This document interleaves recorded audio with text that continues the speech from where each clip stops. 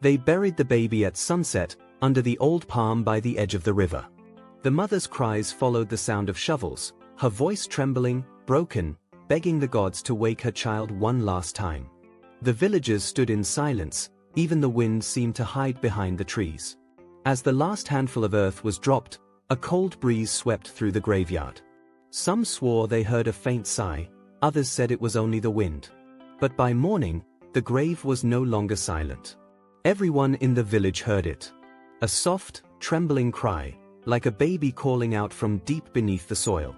The chickens fled, the dogs howled, and old Mama Ifua dropped her calabash where she stood.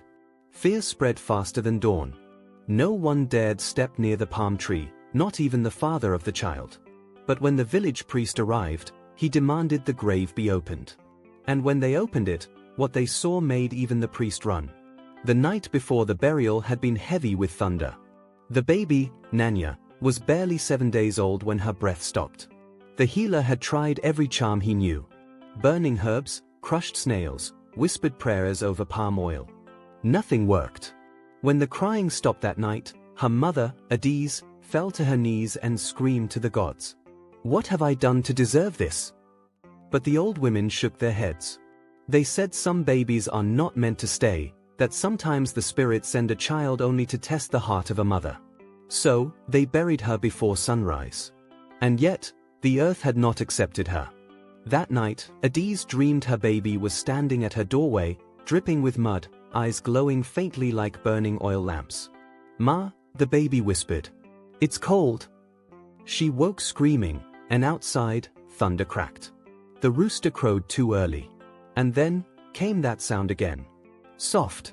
Broken. Unmistakable. A baby crying from under the ground. By dawn, the entire village gathered near the old palm. Some carried torches, others brought charms and cowries. No one spoke above a whisper. The priest, dressed in his red cloth and white chalk marks, stood beside the grave. He drew 3 lines on the ground. "If this is truly the voice of a spirit," he said slowly, "it must reveal its purpose." He bent low, pressing his ear to the ground, then stepped back sharply. His face drained of color. "It is crying, but not alone," he muttered. "Something else breathes beneath." A shiver ran through the crowd. Even the wind seemed to stop moving. "Dig it up," someone shouted. "No," cried Adise. "What if she's alive?" The priest hesitated, gripping his staff tightly. And then, with trembling hands, the men began to dig. Each strike of the shovel echoed like thunder.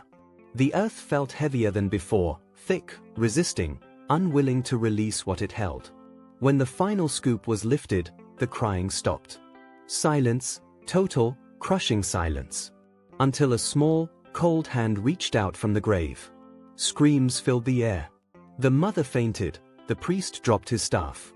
The tiny hand twitched again, covered in dark clay and red earth. The baby's eyes blinked open.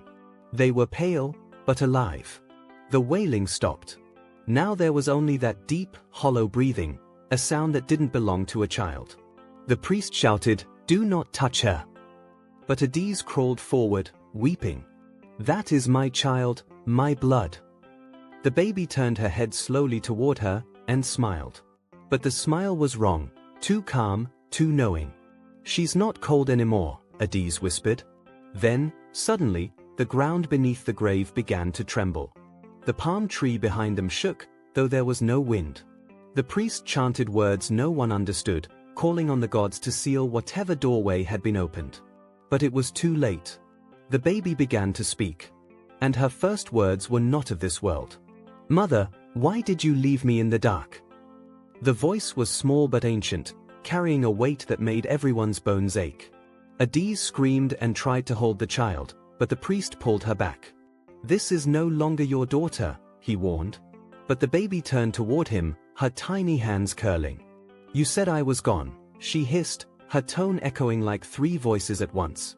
The ground split open beneath her, revealing what looked like roots, but they pulsed like veins, wrapping around her legs. The villagers scattered, some praying, others running. Only Adise and the priest remained. "Please," Adise cried. "If she is a spirit, let her speak before you banish her." The priest hesitated. And in that pause, the baby began to cry again. Not like before. This time, every tree, every bird, every living thing seemed to cry with her. The priest fell to his knees, whispering, "This is not just a child returned. This is a message from the earth itself." And then, thunder cracked overhead, and the baby whispered, "The one who buried me must die before sunrise." The villagers fled, leaving only Adise, the priest, and the open grave. The baby sat silently in the shallow earth, eyes fixed on her mother. The priest clutched his staff and spoke in a trembling voice. "You must tell me who buried you, spirit, tell me so I may make peace." But the child only smiled, and pointed behind him. Slowly, the priest turned. There, at the edge of the trees, stood Oba, the baby's father. His face was pale, his hands shaking. He had not been there during the burial. He had claimed grief was too heavy. Now, his lips trembled as the baby's voice came again, soft and haunting. He said, "To bury me fast, before the sun rose." The priest turned sharply toward Oba. "Is it true?" he demanded. Oba fell to his knees, weeping. She was not breathing. The healer said she was gone. But the baby's voice broke through his sobs like a blade through cloth. "You did not wait. You feared the curse, so you buried me alive." Thunder rolled across the sky. The priest whispered, horrified, he buried his own child too soon, and now the land demands his life. Oba's tears mixed with the rain as he trembled before the grave. "I swear, she was gone. Her body was cold, her eyes lifeless." The priest raised his hand, silencing him. "You acted out of fear," he said slowly. "But fear feeds the spirits of the lost." Adise fell to her knees beside the baby. "She is my child," she whispered. "Let her forgive him." But the baby only tilted her head, eyes dim and ancient. "Forgive? The river spirits do not forgive, they reclaim." The wind roared suddenly, bending the palm tree till it almost snapped. Dark clouds swirled low, and lightning flashed across the riverbank. Then the baby began to hum, a lullaby Adise used to sing before bed. Except now, it carried something cold, something that made even the priest step back. The ground around the grave began to darken, the soil turning slick, like oil. Oba gasped, clutching his chest. He staggered back, eyes wide with terror. Something unseen was wrapping around his ankles, dragging him toward the open grave. "Please," he screamed. But the baby's voice answered, calm and final. "You buried me, now I bury you." Oba's scream was swallowed by thunder. The earth opened, swallowing him halfway before the priest's chants broke through. "Spirits of the soil, release the living." For a heartbeat, the trembling stopped, and Oba fell free, gasping for air. But the baby's laughter followed, soft and mocking. Adise held the priest's arm. "What must we do?" she cried. "How do we send her spirit back?" The priest's eyes darted toward the river. "The water that took her must take her again," he said. "Only the current can cleanse the bond between life and death." But as he spoke, the baby turned her gaze toward him, and the river behind her began to boil. Steam rose, bubbles burst with the scent of decay. Frogs leapt from the banks, croaking wildly, as if warning the world of what was coming. The priest shouted for the villagers to return, to bring charms, to bring salt, to bring prayers. But no one came. They watched from afar, terrified, as Adise lifted the child in her arms. And as she did, the baby looked up at her and whispered one last word. "Mother!" Then smiled, and opened her mouth, releasing a gust of icy air that turned the grass around them white. Adise stumbled toward the river, her child in her arms. The priest followed, chanting, his voice cracking with every word. Behind them, the villagers gathered in frightened silence, their faces lit by flashes of lightning. As Adise reached the riverbank, the baby grew heavier, impossibly heavy, as if the weight of the earth itself clung to her. "Put her down," the priest shouted. "Let the river decide her fate." But Adise shook her head. "She's my child, I will not let her drown again." The baby's eyes opened, glowing faintly blue now. "Then you will go with me, Ma," she said softly. Suddenly, the river began to churn. Faces appeared on the surface, ghostly, pale, whispering voices rising from the depths. They were the spirits of the children lost to early graves, those who had been buried before their time. The villagers fell to their knees in fear. The priest cried out, "The ancestors are restless. She has opened the gate between worlds." Adise looked down at her child, tears falling onto the baby's cheeks. And for a moment, the baby's face softened. "Mother," she whispered again. "I wasn't dead. You should have waited for dawn." The priest raised his staff high, striking the ground. "Then let dawn take you now," he cried. Lightning split the sky as Adise stepped into the water. The baby no longer cried, she only stared at her mother, unblinking. The river's current twisted around them, forming a whirlpool. The baby's pale glow dimmed as the water swallowed her small form. Adise screamed, clutching tight, until the priest shouted a final incantation. The water exploded outward, waves rising like walls, and then, silence. When it calmed, Adise was gone. Only the baby's small wrapper floated to shore, folded neatly, untouched. The priest fell to his knees, breathing hard. "It is done," he whispered. "The spirit has been returned." But then, from the forest, the sound of a baby's laugh echoed again, faint, distant, but clear. The villagers turned toward the palm tree. There, resting at its roots, was the baby's calabash. Inside it, the same white cloth, and a single drop of blood, still warm. The priest stared, trembling. "This story is not over," he said. "The earth still remembers who buried her too soon." For 3 days after Adise's disappearance, the village slept without dreams. The river ran low and thick, no fish, no frogs, only a heavy smell of smoke and wet clay. Children woke crying at midnight, saying they heard someone singing outside their huts, a lullaby that no mother knew. The priest shut himself inside the shrine, refusing food. He burned palm oil and chalk, whispering prayers till his voice cracked. But still, the whispers came. From the trees. From the ground. From under the stones near the old palm. And each night, a baby's cry echoed faintly through the village. It didn't come from one direction, it came from everywhere at once. Some villagers swore they saw a small shadow crawling near the graves at dawn. Others said it was just guilt, nothing more. But when goats began to vanish, and the wells turned muddy overnight, fear grew. The oldest woman in the village, Mama Ifiwa, said softly, "The land is punishing us for burying truth too quickly." The priest trembled at her words. Because deep down, he knew the crying had not stopped because the baby was gone. It had only moved. On the 4th morning, the priest set out toward the hills. To seek the wisdom of the keepers of the calabash, an ancient lineage of seers who spoke to the ancestors through mirrors of water. He carried with him 3 things. A gourd of river sand, a white feather from the shrine, and the baby's calabash, sealed shut with palm leaves. The path through the forest was long and cruel. Every few steps, he heard it, that faint, mocking cry again. Sometimes it was behind him, sometimes in the trees ahead. By nightfall, he reached the sacred spring. There, an old woman was waiting, her eyes clouded, her skin marked with strange symbols. She greeted him by name though he had never met her. "You carry death that breathes," she said. The priest bowed his head. "I carry guilt that speaks," he whispered. She touched the calabash, and it trembled. Then, she poured the river sand into the spring. The water turned black, and a face appeared, a baby's, smiling faintly. "She is not gone," the seer said slowly. "She is awake. And she remembers every hand that touched her grave." The priest froze, his breath trembling. "What do you mean?" he asked. "Only her parents and I were there." The seer shook her head. "No.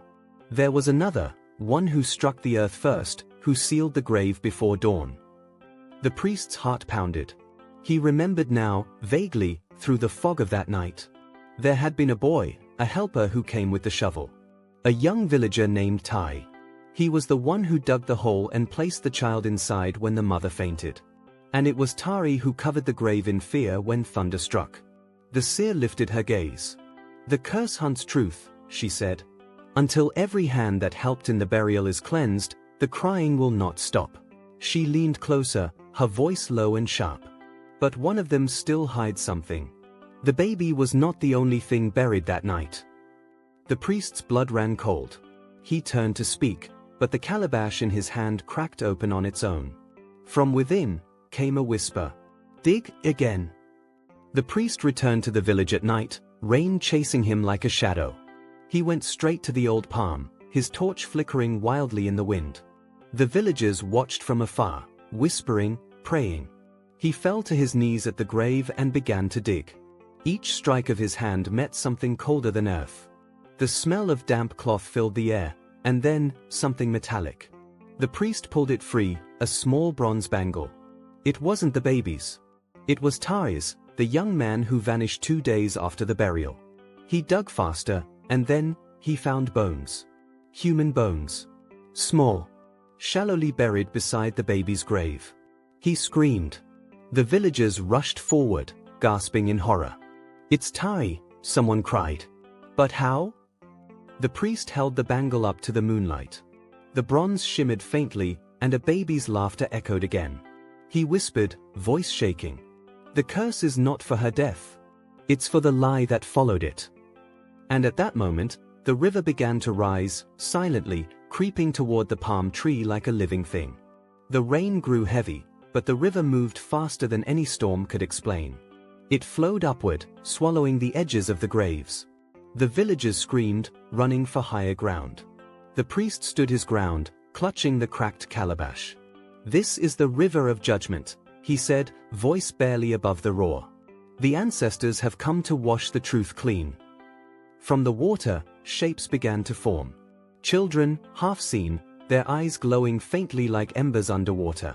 They reached toward the shore, their hands dripping with silver light. Mema Ifiwa shouted from afar. "Seal the grave. Seal it before the whole land sinks." But the priest shook his head. "No, truth must rise before peace can return." He knelt, placing the calabash into the flood. The water hissed, and a voice, soft and sharp, rose above the thunder. "Not all who were buried were dead." The villagers froze. The river glowed once, then went still. When the water cleared, the graves were gone. And in their place, stood a single white flower, swaying gently where the baby once slept. The priest whispered, trembling, "She has forgiven no one yet." By dawn, the river had returned to silence. The graves were gone, and in their place, a white flower stood tall, dew glistening on its petals.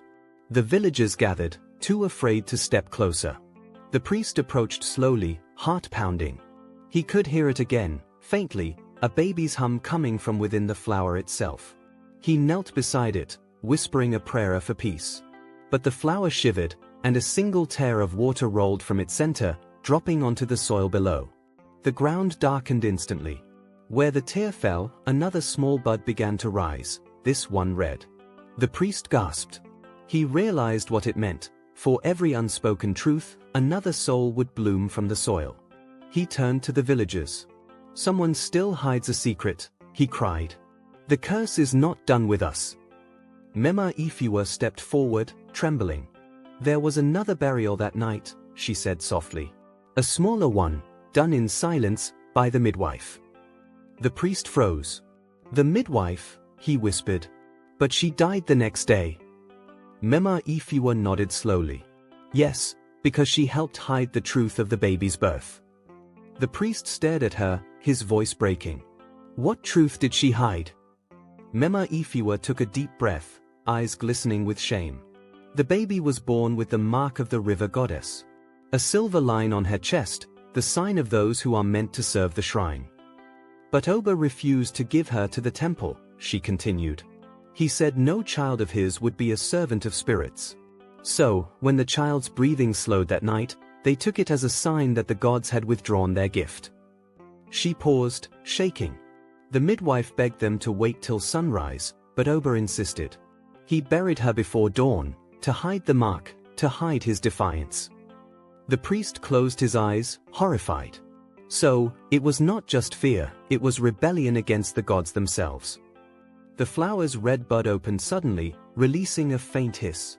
And a baby's cry rose from beneath the earth once more. "Now," Mema Ifiwa whispered, "the river seeks to reclaim what it gave." The priest stood, gripping his staff. "Then it will have to take me first." That night, the sky refused to hold its stars.